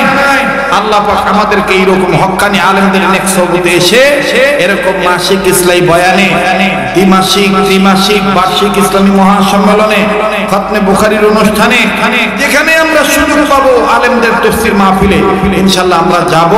আল্লাহ পাক আমাদের সবাইকে আল্লাহকে ভয় করার মতন ভয় করার তৌফিক দান করেন এবং সত্যিকারের মুসলমান না বানাইয়া আল্লাহ আমাদের জন্য যেন মালাকুল মউত না পাঠায়। জোরে কোন আমিন।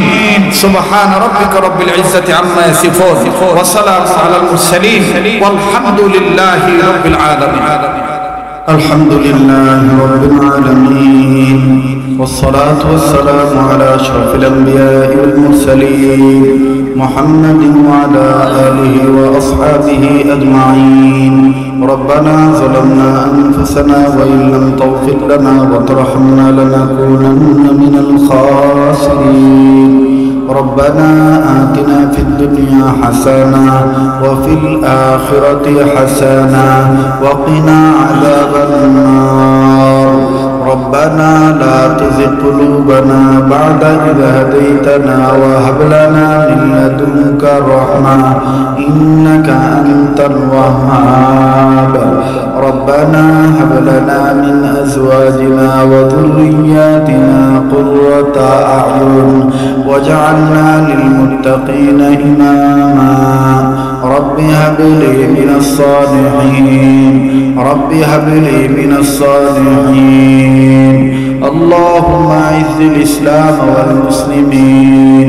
اللهم انصر الإسلام والمسلمين. اللهم انصر الإسلام والمجاهدين الفلسطين والكشمير والأفغانستان والشيشان والتاجكستان والبنغلاديش. اللهم أعز الإسلام والمسلمين. اللهم إني ظلمت نفسي ظلما كثيرا. رب ارحمهما كما ربياني صغيرا. اللهم حاسبني حسابا يسيرا. رب ارحمهما كما ربياني صغيرا. اللهم صل على سيدنا ومولانا محمد وعلى آل سيدنا ومولانا محمد صلاة تنجينا بها من جميع الأهوال والآفات وتقضي لنا بها جميع الحاجات وتطهرنا بها من جميع السيئات وترفعنا بها عندك أعلى الدرجات وتبلغنا بها أقصى الغايات من جميع الخيرات في الحياة وبعد الممات إنك على كل شيء قدير ربنا ولا تحملنا ما لا طاقة لنا به واعف عنا واغفر لنا وارحمنا أنت مولانا فانصرنا على القوم الكافرين يا حي يا قيوم برحمتك أستغيث يا حي يا قيوم برحمتك أستغيث حسبنا الله ونعم الوكيل نعم المولى ونعم النصير أستغفر الله أستغفر الله أستغفر الله إن الله غفور رحيم يا الله আপনি আমাদের জীবনের গুনাহগুলি মাফ করে দেন আল্লাহ আপনি আমাদের অতীতকে ক্ষমা করে দেন বর্তমানকে সংশোধন করে দেন ভবিষ্যৎ জীবনকে আল্লাহ আলোকিত করে দেন ইয়া আল্লাহ তামাম বিশ্বের যত মুমিন মুমিনাত মুসলিমিন মুসলিমাত আল্লাহ মুদ্দাজিন ইনসান যারাই কবরবাসী সমস্ত কবরবাসীকে জান্নাতবাসী করে দেন ইয়া আল্লাহ জিন্দা জিন ইনসান যারা বেঁচে আছি হেদায়েত দান করে দেন ইয়া আল্লাহ হায়াতের মধ্যে ভরপুর বারাকাত ফয়সালা করে দেন ইয়া আল্লাহ খাস করে এই রাজশাহী বিভাগের জয়পুরহাট জেলাকে কবুল করে নেন আল্লাহ এই সদর থানাকে কবুল করে নেন এই পাকার মাথা এরিয়াকে কবুল করে নেন ইয়া আল্লাহ এই জামিয়াকে কবুল করে নেন আল্লাহ অত্র অঞ্চলে অত্র এলাকায় আশেপাশে দূরে সুদূরে কাছে কিনারে আয় আল্লাহ কার কবর কোথায় আছে আমার জানা নাই সমস্ত কবরবাসীকে জান্নাতবাসী বানায় দেন ইয়া আল্লাহ যাদের মা বাপ নাই তাদের মা বাপকে জান্নাত দিয়ে দেন মায়ের বংশের মুরব্বী দাদা দাদি নানা নানি যাদের মারা গেছে নানা নানিকেও জান্নাত দিয়ে দেন বাপের বংশের মুরব্বী দাদা দাদি যাদের মারা গেছে দাদা দাদিকেও জান্নাত দিয়ে দেন মা বাপ নানা নানি দাদা দাদি আত্মীয় স্বজন আস্থাভাজন শ্রদ্ধাভাজন স্নেহভাজন আপন যারা বেঁচে আছে হায়াত বাড়ায় দেন এদের মধ্যে যারা অসুস্থ সুস্থ করে দেন ইয়া আল্লাহ খাস করে অত্র মাদ্রাসার কমিটিকে কবুল করেন জমিদাতা প্রতিষ্ঠাতা মোতাওয়াল্লি সেক্রেটারি সভাপতি কেশিয়ার সদস্য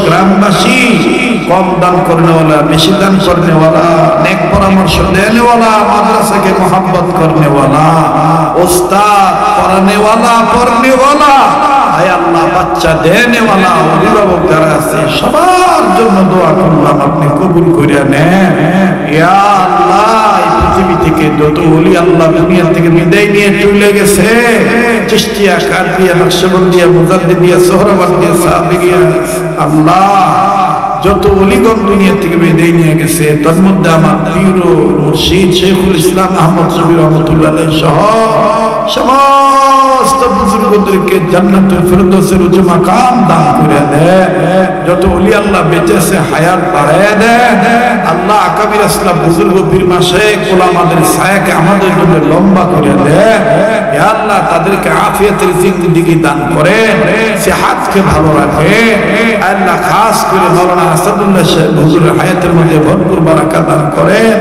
আফিয়াতের জিন্দেগি দান করেন সেহাতকে ভালো রাখেন আয় আল্লাহ কমিটির মধ্যে যারা জীবিত আছে সবার হায়াতের মধ্যে বরকত দেন যারা মারা গেছে সবাইকে জান্নাত দিয়ে দেন অত্র এলাকার মা বোনদেরকে পর্দানিশী বানায় দেন ইয়া আল্লাহ অত্র এলাকার ঘরে ঘরে রহমত বরকত নাযিল করে দেন আল্লাহ যে ঘরে স্বামী স্ত্রীর জীবনে সুখ নেই সুখ দিয়ে দেন যে ঘরে সন্তানাদি হয় না নেককার সন্তানাদি দান করে দেন আল্লাহ যারা অভাবে আছে অভাব দূর করে দেন যারা ঋণী আছে ঋণ পরিশোধ করার ব্যবস্থা করে দেন আল্লাহ যারা হামলা মামলা ঝামেলায় পেরেশানিতে আছে পেরেশানি মুক্ত জীবন দান করে দেন ইয়া আল্লাহ খাস করে যারা ব্যবসা করে ব্যবসায়ীদের ব্যবসায় বরকত দেন যারা চাকরি করে প্রমোশন দিয়ে দেন যারা লেখাপড়া করে রেজাল্ট ভালো করে দেন বিদেশে আছে প্রবাসী জীবনে, আল্লাহ সকল প্রবাসীদেরকে আপনি ভালো রাখেন, আয় রোজগারে বরকত দিয়ে সময় মতো নিরাপদে দেশের সন্তান দেশে ফেরত আইনা দিয়ে,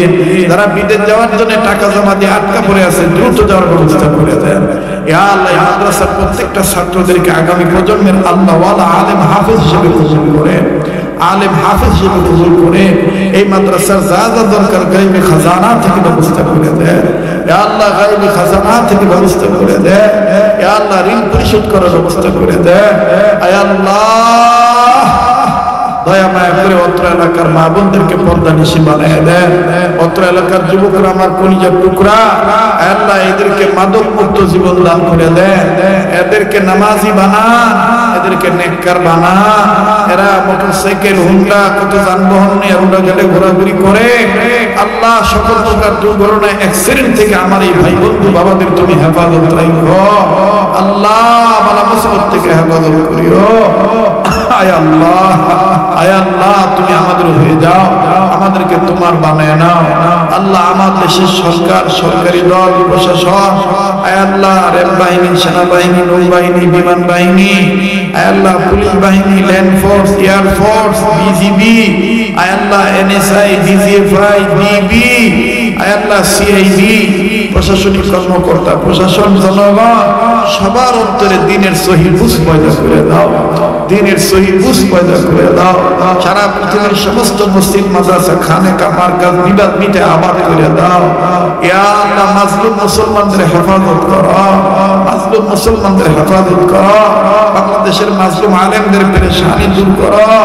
ইয়া আল্লাহ খাস করে আমার বাংলাদেশকে আযাব, গজব, মহামারী, করোনা, ওমিক্রন, সাইক্লোন, ভূমিকম্প, টর্নেডো, ঘূর্ণিঝড়, অভাব, অনটন, দুর্ভিক্ষ থেকে আমার এই দেশের জনগণকে বাঁচাও আল্লাহ। দেশের সম্পদ, জনগণের সম্পদ, সাগর, মহাসাগর, উপসাগর, নদ নদী, খাল, বিল, পুকুরের পানির মাছ, ক্ষেতের ফসল, গাছের ফল, জঙ্গল, বনের পশু, গোয়ালের গরু, মহি, বকরি, ভেড়া, ছাগল, খামারের হাঁস, মুরগি, কবুতর, গৃহপালিত পশু পক্ষী, বিড়াল, ছানা, কুকুর, ছানা, আয় আল্লাহ এরাও তো আমাদের কাছ থেকে দোয়া চায় আল্লাহ।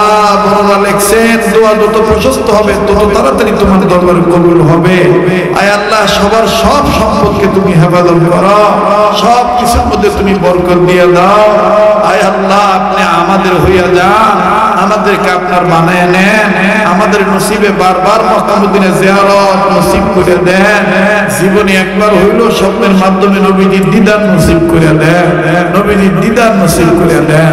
আল্লাহ আমার এই ভাইয়েরা, বাবারা, মায়েরা, বোনেরা মাহফিল শেষে যে যেখানে যাবে সহি সালামতে নিজ নিজ গন্তব্যে পৌঁছে দিয়ে যাওয়ার সময় যে কদম বাড়াবে, প্রতিটি কদমে কদমে কোটি কোটি গুনাহ মাফ করে কোটি কোটি নেকি দান করে দিয়ে, আয় আল্লাহ এই সংক্ষিপ্ত সময়ে যা চাইতে চাই পাল্লা ভাত তো নামাইতে মনে চায় না, দিল বলে দোয়া ফেরত দিবেন না, দোয়া কবুল করবেন আল্লাহ। মানুষের কাছে চাইলে রাগ হয়, আপনার কাছে না চাইলে আপনি রাগ হয়।